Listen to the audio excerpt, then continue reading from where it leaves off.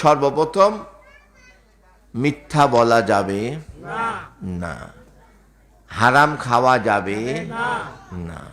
আমাদের সমাজে বর্তমানে 100 মানুষ মানুষকে ঠকায়, মানুষকে ঠকায়। বিশেষ করে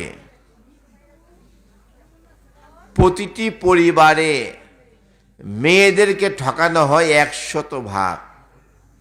কত ভাগ?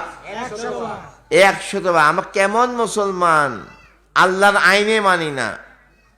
কেমন মুসলমান, নবীর হুকুম মানি না।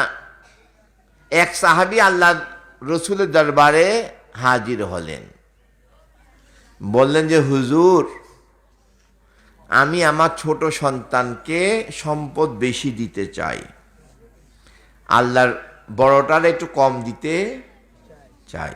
তা আল্লাহ রসুল বললেন, তুমি কোরআন পড়েছো? বলে হুজুর কোরআন পড়েছি। আল্লাহর হুকুম জানো? বলে হুজুর জানি। তুমি কি হাসরের ময়দানে আমি নবীর শাফায়াত চাও কি চাও না? বলে হুজুর চাই। বলে যে বান্দা আল্লাহর হুকুমের বরখালাফ করবে, ওই বান্দার জন্য আমার নবীর শাফায়াত থাকবে না।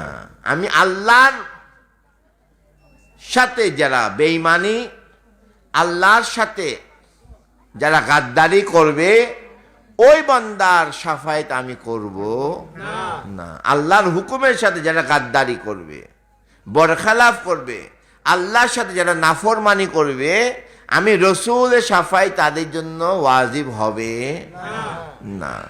আমি কি বুঝাতে পেরেছি? তখন ওই সাহাবী বলে, হুজুর কি করব? আমার ছোট ছেলে আমাকে বেশি মহাব্বত করে, বড়টা মহাব্বত করে, আমার খোঁজ খবর নেই না।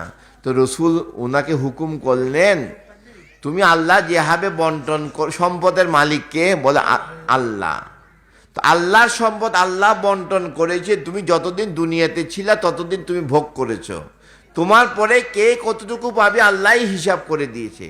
আল্লাহর কলমের উপর কলম চালাইও না। তো হুজুর কি করবো? বলে ছোট ছেলে তোমার মহব্বত বেশি করে, তুমি তার জন্য বেশি বেশি দোয়া করবা। কিন্তু আল্লাহ যেটা ফয়সালা করেছে, এই ফয়সালার উপর হাত দেওয়া যাবে না। সিদ্ধান্ত কার? সিদ্ধান্ত কার?